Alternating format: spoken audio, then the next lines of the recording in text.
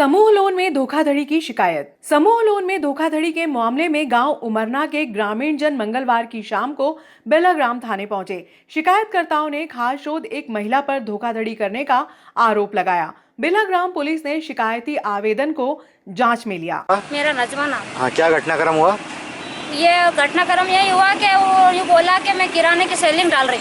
हाँ। तो आप आपसी में बैठ के मुझे लोन लेके दे दो। हाँ। तो ये गांव के मेंबर मुझे पहचानते थे, इन्होंने हमारा भरोसा करा। तो एक लोन की जरूरत थी तो उसने तीन लोन उठाए, दो लोन उठाए। किसने उठाए? जो लोन दिला रही वो रुखसार मैडम ने। अच्छा, कितने पैसे लिए? 80 हजार लिए सर। कितने लोगों से लिया? 10 लोग हैं सर। क्या नाम है आपका? मेरा नजमा नाम है, मैं सबको जानती हूँ सर।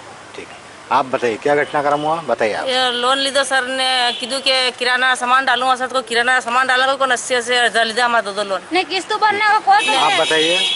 80 हजार लीधा। हाँ। किराना के दुकान पे रखेंगे। हाँ। यही घटना क्या नाम है आपका? ये को भाई मेरा नाम सीमा है। हाँ। ये हम 35 हजार रुपये लीधा। हाँ। ने हमने बोला कि 2 दिन में दे देंगे। हाँ। तो 2 दिन जो है 4 महीने हो गए, अभी तक पैसे नहीं आए। समूह लोन में धोखाधड़ी करने के मामले में गांव उमरना की महिला शारदाबाई पति रमेश सहित 5 महिलाओं ने बेलाग्राम थाने में शिकायत दर्ज करवाई। शिकायत में बताया कि रुखसार पति दिलशाद निवासी चोरखाली खासरोद ने लगभग 10 माह पूर्व गांव में आकर 35 हजार रुपए समूह लोन लिया। इसी दौरान उसने मेरा एटीएम कार्ड भी ले लिया। उसने 2 माह तक किश्त दी, इसके बाद किश्त देना बंद कर दिया। तो समूह लोन की वसूली के लिए सर उनके घर पर आकर परेशान करने लगे। इसी दौरान रुखसार के पति दिलशाद ने गांव में आकर कुछ गुंडों के साथ धमकाया। बेलाग्राम पुलिस ने शिकायत कर मामला जांच में लिया है। हाँ, क्या हुआ? एटीएम भी ले लिया इसने। किसने ले लिया? यही ऑफिस में से उतरे थे न, वहीं के वहीं एटीएम ले लिया मेरा। किसने लिए? इसने रुखसार ने। आपका क्या नाम है? मदन। इस आदमी ने दिया। हमारे साथ में भी ये शंभू लिया था, तो हमारे केस नहीं, जैसे 35 हजार रुपये इसने से पैसे ले लिए नुकसान।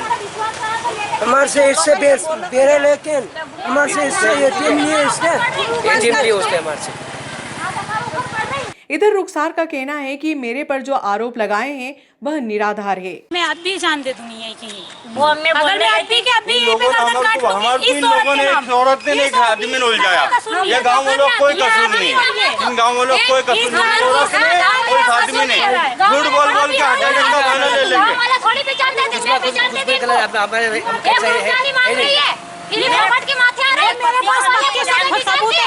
खाजरत थाने में इस औरत के और इस आदमी के गलत है। ये मेरे साथ बहुत बुरा कर रहा है।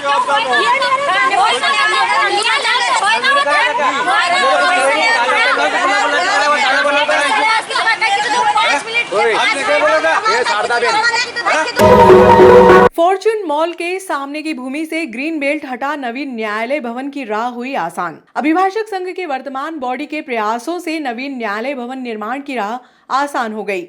मंगलवार को अभिभाषक कक्ष में संघ अध्यक्ष विजय सिंह वर्मा ने बताया कि न्यायालय भवन के लिए महादेव चबूतरा की भूमि को प्रस्तावित किया गया था, जिसमें से फॉर्च्यून मॉल की भूमि पर एनटीपीसी ने ग्रीन बेल्ट को बताते हुए आपत्ति दर्ज करवाई थी। 2 दिसंबर को कार्यालय संयुक्त संचालक नगर तथा ग्राम निवेश द्वारा जारी पत्र साझा करते हुए जमीन के ग्रीन बेल्ट से हटने की जानकारी प्रदान की, जिससे न्यायालय भवन निर्माण की राह आसान हुई। वर्तमान समय में न्यायालय परिसर में भवन के अभाव में सारा रिकॉर्ड खासरोद भेजा जाता है। खासरोद के रिकॉर्ड रूम फाइलों से भरा होने से पक्षकारों के रिकॉर्ड निकालने में परेशानी होती है, इसलिए नई कोर्ट बनेगी तो यहाँ सारी सुविधाएं रहेंगी। अच्छी खुशी खबर है कि कार्यालय संयुक्त संचालक नगर तथा ग्राम निवेश उज्जैन भरतपुरी से ये परमिशन मिल गई कि जो ग्रीन बेल्ट की समस्या न्यायालय भवन के बनाने के लिए आ रही थी उसकी अनुमति दे दी है। ये अनुमति इस प्रकार मैं पढ़कर सुना रहा हूँ। कस्बा पाड़लियाकला तहसील नागदा स्थित शासकीय भूमि सर्वे नंबर 1457/2 रकबा 3.457 हेक्टेयर भूमि नवीन न्यायालय भवन एवं न्यायिक अधिकारियों कर्मचारियों की आवास गृहों के निर्माण हेतु आवंटित किए जाने बाबत संदर्भ में आपका पत्र क्रमांक 61B 121/22-23 नागदा दिनांक 27/10/22 पत्र क्रमांक 20B 121/22-23 नागदा दिनांक 25/11/2022। उपरोक्त विषय अंतर्गत आपको संदर्भित पत्र द्वारा कस्बा पाड़लियाकला तहसील नागदा स्थित शासकीय भूमि सर्वे क्रमांक 1457/2 रकबा 3.457 हेक्टेयर भूमि नवीन न्यायालय भवन एवं न्यायिक अधिकारियों कर्मचारियों के आवास गृहों के निर्माण हेतु आवंटित किए जाने बाबत अभिमत चाहा गया है। आपके द्वारा प्रेषित स्थल निरीक्षण रिपोर्ट एवं बटांकित खसरा अक्ष अनुसार परीक्षण कर पाया गया है कि सर्वे नंबर 1457/2 रकबा 3.45 हेक्टेयर भूमि में से 7300 वर्ग मीटर भूमि आमोद प्रमोद एवं प्रस्तावित मार्ग हेतु तथा शेष भूमि आवासीय उपयोग हेतु निर्दिष्ट है, जो स्थल पर रिक्त है। यद्यपि नागदा विकास योजना 2035 का खसरा आधारित मानचित्र जो मैप IT द्वारा विभागीय वेबसाइट पर अपलोड किया गया है पूर्ण रूप से सही नहीं है, फिर भी उपलब्ध मानचित्र के आधार पर किए गए परीक्षण अनुसार प्रथम दृष्टया सर्वे क्रमांक 1457/2 की भूमि आमोद प्रमोद एवं 18.0 मीटर चौड़े प्रस्तावित मार्ग उपयोग हेतु निर्दिष्ट भूमि रकबा 7300 वर्ग मीटर को छोड़कर आवासीय उपयोग हेतु निर्दिष्ट रूप से शेष भूमि पर न्यायालयीन भवन एवं कर्मचारी आवास उपयोग हेतु निम्नलिखित शर्तों के तहत अभिमत प्रदान किया जाता है। नंबर 1, नागदा विकास योजना 2035 अनुसार भूमि के सामने स्थित अमलावदिया मार्ग की प्रस्तावित चौड़ाई 30.0 मीटर निर्धारित है, अतः मार्ग की मध्य रेखा से न्यूनतम 30 मीटर भूमि मार्ग विस्तार हेतु छोड़नी होगी। दूसरा, भूमि आवंटन के पश्चात मध्य प्रदेश नगर तथा ग्राम निवेश अधिनियम 1973 की धारा 27 के तहत इस कार्यालय से अभिमत अनुज्ञा प्राप्त करना आवश्यक होगा, ताकि प्रस्तावित भवन निर्माण योजना मापदंड निर्धारित किया जा सके। विषय अंतर्गत भूमि पर अधिकतम FAR 1.10 मान्य होगा। तो इस प्रकार नागदा अभिभाषक संघ ने जो प्रस्ताव बना के भेजा था वो प्रस्ताव मंजूर हुआ। नागदा अभिभाषक संघ के अध्यक्ष विजय वर्मा जी के द्वारा अच्छा कार्य किया जा रहा है और जो कार्यालय संयुक्त संचालन नगर ग्रामीण निवेश से अनुमति प्रदान की गई है और इस तरह नागदा नवीन भवन के लिए तैयार है और तैयारी कार्य अति शीघ्र प्रारंभ हो जाएगी।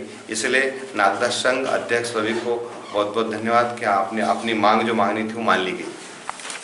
सभी यहाँ बैठे हुए हैं और लगातार सबके सभी हम सभी जो भी अध्यक्ष थे या इसके पहले भी जो कार्यकारिणी थी सभी नवीन न्यायालय भवन के लिए प्रयास करते थे।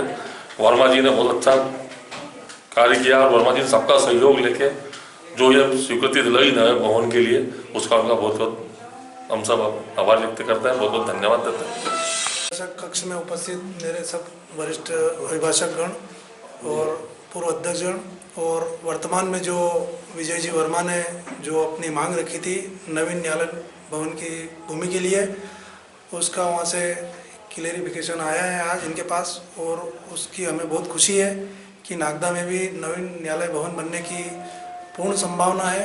इसके लिए मैं इनको और पूरे कार्यकारिणी को और सभी वरिष्ठ जनों को बहुत बहुत बधाई देता हूँ। धन्यवाद। जय हिंद। हेतु भूमि आवंटित किए जाने के लिए अभिभाषक संघ काफ़ी समय से प्रयासरत था और उसी में अभिभाषक संघ ने जो 2-3 भूमियाँ चिन्हित की थी उसमें से एक भूमि का अभी TNC द्वारा अनुमोदन किया गया है। इसी तारतम्य में विधानसभा में विधायक जी ने काफ़ी प्रश्न लगाए थे और वो भी काफ़ी इसमें सक्रिय रहे थे और उसके बाद जो प्रयास हुआ और जो सफलता हुई उसके लिए अभिभाषक संघ बहुत बहुत आभारी है।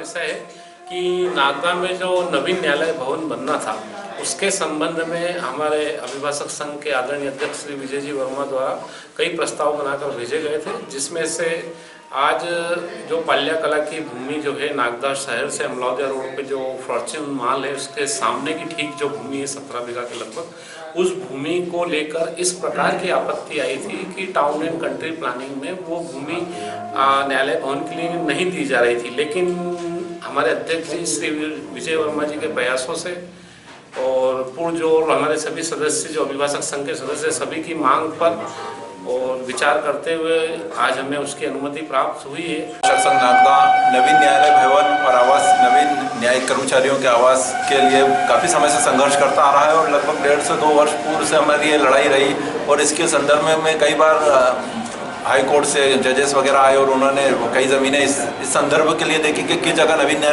न्यायालय को बनाया जाए। इस हेतु हमारे द्वारा कई ज़मीन देखी गई। मेन रोड पे जो पेट्रोल पंप के पास मेन रोड पे 10 बीघा की एक ज़मीन थी उसको देखा गया, उक्त ज़मीन प्रशासनिक अड़चनों के कारण उपलब्ध नहीं हो सकी। इसके पश्चात नवीन कार्यकारिणी का गठन होने के पश्चात हम लोग काफ़ी समय से कोशिश करते रहे कि किस प्रकार से एक नवीन न्यायालय के लिए भवन निर्माण के लिए जो हमें ज़मीन उपलब्ध हो सके। ऐसी स्थिति में जो नवीन न्यायालय के हमें फॉर्च्यून मॉल के सामने जो ज़मीन थी उसमें हमारे हाईकोर्ट के पोर्टफोलियो जज यहाँ पर जब आए उनके समय मजबूती से हमारे विजय वर्मा जी अध्यक्ष महोदय ने मजबूती से इस बात को उठाया कि हमें किसी भी स्थिति में ज़मीन चाहिए। मैं नवीन न्यायालय के लिए जो ज़मीन प्राप्त हुई है इसके लिए मैं हमारे अध्यक्ष जी को बहुत बहुत धन्यवाद देता हूँ और जो प्राप्त हुई उसके लिए सभी का आभार व्यक्त करता हूँ और पूर्व अध्यक्ष को भी आभार व्यक्त करता हूँ। न्यायालय की भूमि का चयन का मामला काफ़ी समय से पेंडिंग चला आ रहा था। जहाँ तक मेरी जानकारी में विगत 15-17 वर्षों से हमारे अभिभाषक संघ के जितने भी अध्यक्ष रहे हैं वो निरंतर प्रयास करते रहे कि यहाँ स्थायी नवीन न्यायालय के लिए भूमि मिल जाए, किंतु किसी कारणवश अडंगेबाजी के चलते भूमि का चयन नहीं हो पा रहा था। विगत कुछ समय पूर्व महादेव चबूतरे की भूमि अभिभाषक संघ के लिए चिन्हित की गई थी, किंतु उस पर हाई टेंशन लाइन का मामला और जो एक धर्मस्व विभाग को एक राशि उसके बदले देनी थी वो अभी तक शासन के पास नहीं पहुंची, जिसके चलते वो भूमि नागदा न्यायालय की नवीन भूमि स्थापना के लिए नहीं मिल पाई। हमने उस भूमि के लिए भी प्रयासरत रहे कि किसी तरह से ये भूमि मिल जाए। इस संदर्भ में मेरे द्वारा माननीय मुख्यमंत्री जी को भी अवगत करवाया, क्षेत्र के विधायक जी को भी मैंने अवगत करवाया कि भाई ये भूमि आवंटन करवा दो और सबका सकारात्मक सहयोग रहा। किंतु विगत दिनों जब हमारे पोर्टफोलियो जज साहब जब नागदा आए तो उस समय अभिभाषक संघ के जो हमारे जितने पूर्व अध्यक्ष थे और हमारे जितने अभिभाषक संघ के साथी थे, हम सब ने अपनी मांग को पूरी ताकत से उनके सामने रखा कि किसी भी सूरत में हमारा जो 15-17 साल से ये मामला अटका हुआ है इसको क्लियर किया जाए और नवीन न्यायालय बनाने के लिए रास्ता सुगम किया जाए। गांव भीलसुड़ा में गोचर भूमि से अतिक्रमण हटाने के लिए जन सुनवाई में बड़ी संख्या में ग्रामीण जन पहुंचे और एसडीएम से गुहार लगाई। एसडीएम ने नायब तहसीलदार को कार्रवाई करने के निर्देश दिए।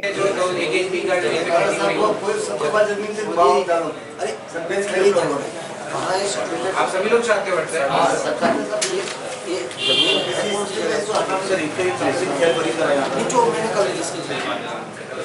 ग्राम पंचायत भीलसुड़ा में खेल मैदान, छोटा तालाब व मुक्तिधाम बनाने हेतु गोचर भूमि से अतिक्रमण हटाने के लिए बड़ी संख्या में ग्रामीण जन सुनवाई में पहुंचे। ग्रामीणों ने एसडीएम आशुतोष गोस्वामी से गुहार लगाई कि गोचर भूमि पर अतिक्रमण होने से गांव में विकास कार्य बाधित हो रहे हैं। कुछ लोगों को गोचर भूमि से अतिक्रमण हटा दिया जाता है तो ग्राम पंचायत द्वारा विकास कार्य को गति दे सकेंगे। एसडीएम गोस्वामी ने मामले को गंभीरता से लेते हुए नायब तहसीलदार नवीन छत्रोले को निर्देशित किया। जब ग्राम पंचायत और ग्रामीण अतिक्रमण हटाना चाहते हैं तो मामले में कार्रवाई की जानी चाहिए। मैं अभी तक इसलिए नहीं हटाया था, मेरी जानकारी में आया था कि वहाँ एक दो बीघा पे ही कुछ गरीब लोग हैं, नहीं 4-5 लोग अकेले हैं जिनके पास ज्यादा जमीन है। मेरे पास लिस्ट है ना, मेरे पास ज्यादातर लोग उसमें 80% लोग ऐसे हैं जिनके पास और कहीं भूमि नहीं है। उनके पास सबके पास जमीन जबरदस्ती दे दी उन्होंने और आपकी भी जमीन इसके नाम नहीं है, बंदे तो फॉर्म होता है उसमें निकाला है ना, समझो एडवाइस रिकॉर्ड सब ने निकाला, उसमें करीब 30 लोग हैं, उसमें 25 लोग ऐसे हैं जिनके पास कहीं और जमीन नहीं है, तो हमारा कुछ नहीं है, देखो तो हटा देंगे। भीलसुड़ा सारे ग्रामीण आज यहाँ पे पूछे क्या है मामला।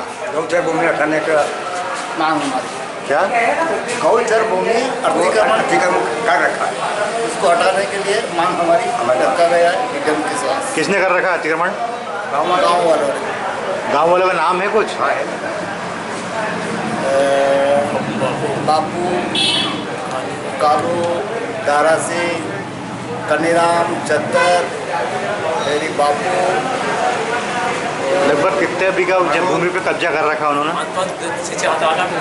5-5 से 7 बीघे का 10 बीघा तक के। ये जमीन पे अतिक्रमण कर रखा वो किसकी जमीन है? वो मिर्चर जमीन है। डॉक्टर भीमराव अंबेडकर की पुण्यतिथि पर विधायक दिलीप सिंह गुर्जर के निर्देशन में शहर कांग्रेस अध्यक्ष राधे जायसवाल के नेतृत्व में कांग्रेस कार्यकर्ताओं ने पुराने बस स्टैंड स्थित डॉक्टर अंबेडकर स्मारक पर माल्यार्पण कर उन्हें याद किया।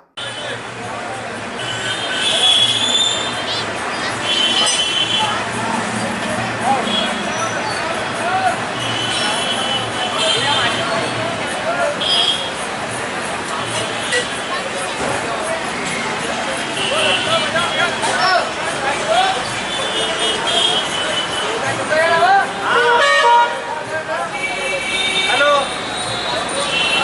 ये बाजार में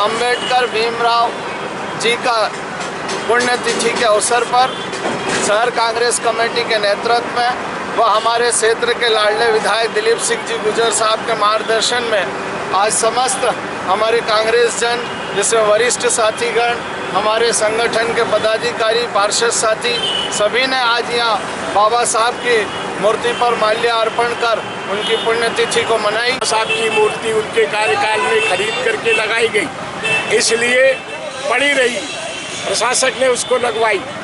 और आज की वो स्थिति है कि नागदा नगर पालिका में अध्यक्ष इसी समाज से है। आर अम्बेडकर साहब, बाबा साहब को जो है विनम्र श्रद्धांजलि अर्पित करता हूँ।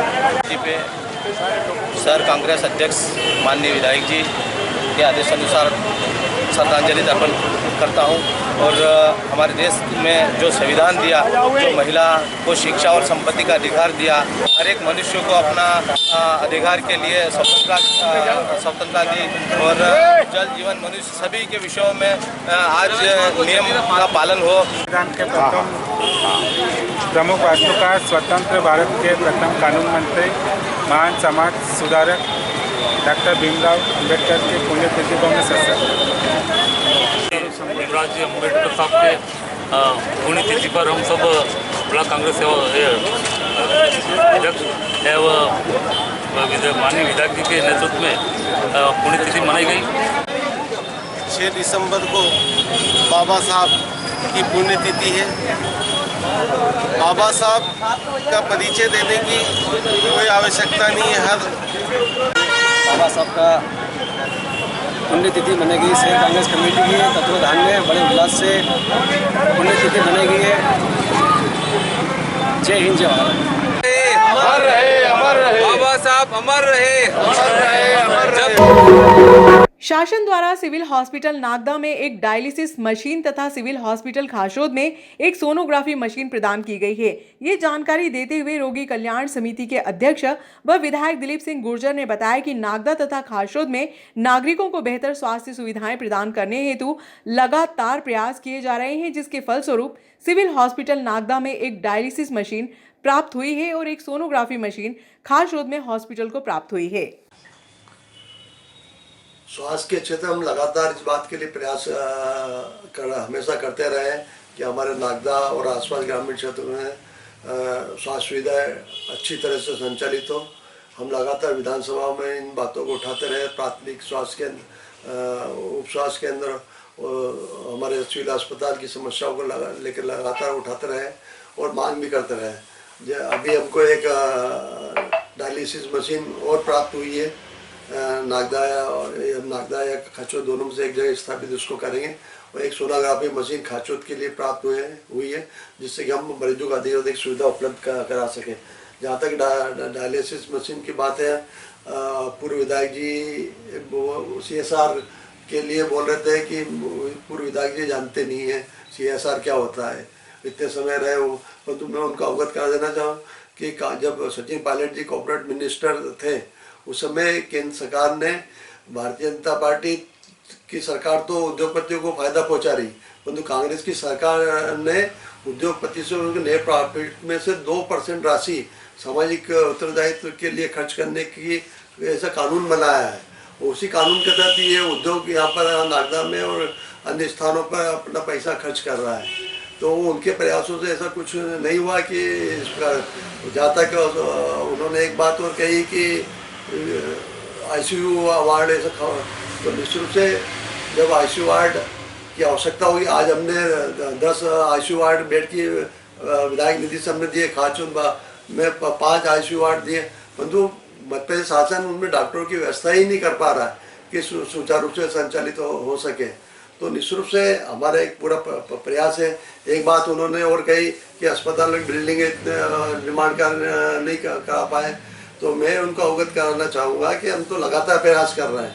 अब विधानसभा में भी जवाब आया कि शासन चाहता था कि अलग स्थान पर है, तो हमारी इच्छा थी कि यही शासकीय अस्पताल की बिल्डिंग तोड़ के बने और हमने उसके लिए प्रयास करे तो हमको उसको सफलता भी मिली।